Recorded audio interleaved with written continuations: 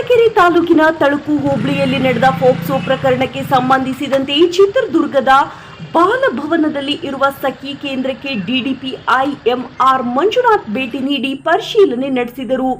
POCSO ಪ್ರಕರಣದಲ್ಲಿ ಶಿಕ್ಷಕ ರಾಜಣ್ಣ ವಿರುದ್ಧ ಗಂಭೀರ ಆರೋಪಗಳು ಕೇಳಿಬಂದಿದ್ದು, ಬಾಲಕಿಯ ಮೇಲೆ ಅತ್ಯಾಚಾರ ಎಸಗಿ ಗರ್ಭಿಣಿಯಾಗಿಸಿದ ಬಳಿಕ ಅಕ್ರಮವಾಗಿ ಗರ್ಭಪಾತ ಮಾಡಿಸಲಾಗಿದೆ ಎಂಬ ಮಾಹಿತಿ ಹೊರಬಂದಿದೆ.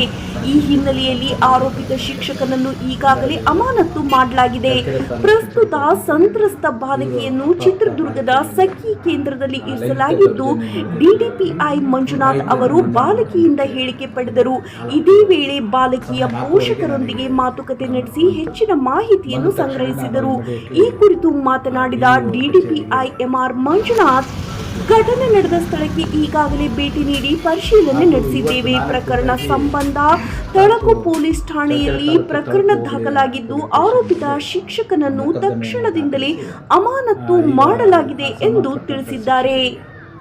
ಸರ್, ನಿನ್ನೆ ರಾಜಣ್ಣ ಹೆಚ್ಚು ಸಹ ಶಿಕ್ಷಕರು ಸರ್ಕಾರಿ ಹಿರಿಯ ಪ್ರಾಥಮಿಕ ಶಾಲೆ ಬಂಗಾರದೇವರಹಟ್ಟಿ, ಚಳ್ಳಕೆರೆ ತಾಲೂಕು, ಚಿತ್ರದುರ್ಗ ಜಿಲ್ಲೆ ಇವರು ಅಪಾರ್ಥ ಬಾಲಿಕೆ ಮೇಲೆ ಲೈಂಗಿಕ ದೌರ್ಜನ್ಯ ನಡೆದಿದ್ದು ಮಾಹಿತಿಯನ್ನು ನಿನ್ನೆ ನನ್ನ ಗಮನಕ್ಕೆ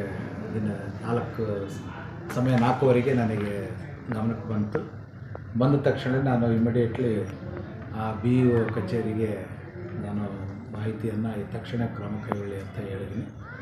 ಹಾಗೂ ಇವತ್ತು ನಾನೇ ಖುದ್ದಾಗಿ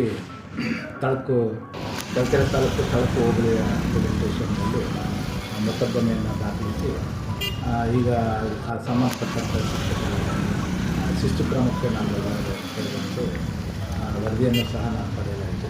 ಈ ಸಂಬಂಧ ಎಲ್ಲ ತನಿಖೆಯೂ ಸಹ ಪ್ರಗತಿಯಲ್ಲಿದೆ. ಇನ್ನು ಪೊಲೀಸ್ ತನಿಖೆ ಮುಖಾಂತರ ಆಗ್ತಾ ಇದೆ. ನಾನು ಸಹ ನಮ್ಮ ಇಲಾಖಾ ವಿಚಾರಣೆಯನ್ನು ಸಂಬಂಧಪಟ್ಟಂಥ ಶಿಕ್ಷಕರ ಮೇಲೆ ಜರುಗಿಸಲಿಕ್ಕೆ ಕ್ರಮ ಹಾಕಿದ್ವಿ. ಈ ತಕ್ಷಣದಿಂದಲೇ ಸಂಬಂಧಪಟ್ಟಂಥ ಶಿಕ್ಷಕರಿಗೆ ಅಮಾನತಿನ ಆದೇಶವನ್ನು ಈ ಕಾರ್ಯಕ್ರಮ ಈ ಒಂದು ವಿಚಾರವನ್ನು ಅತಿ ತುರ್ತು ಮತ್ತು ಅಷ್ಟೇ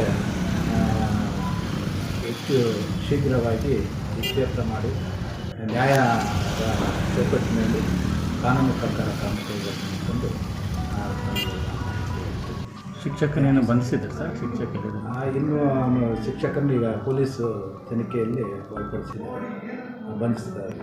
ಸರ್, ಈಗ ಭೇಟಿ ಕೊಟ್ಟರಲ್ಲ, ಭೇಟಿ ಕೊಟ್ಟಾಗ ಮನೆ ಹತ್ರಕ್ಕೆ ಭೇಟಿ ಕೊಟ್ಟಿದ್ರೆ ಅವ್ರ ಅಮ್ಮ ಅಥವಾ ಅವ್ರ ಅಣ್ಣ ಯಾರಾದರೂ ಸಿಕ್ಕಿದ್ರ? ಏನು ಹೇಳ್ತಾರೆ ಸರ್ ಅವರು? ಇಲ್ಲ, ನಾನು ಈಗ ರಜಾ ಇರೋದ್ರಿಂದ ವಿದ್ಯಾರ್ಥಿನ ಈಗ ನಮ್ಮ ಏನೋ ಮಕ್ಕಳ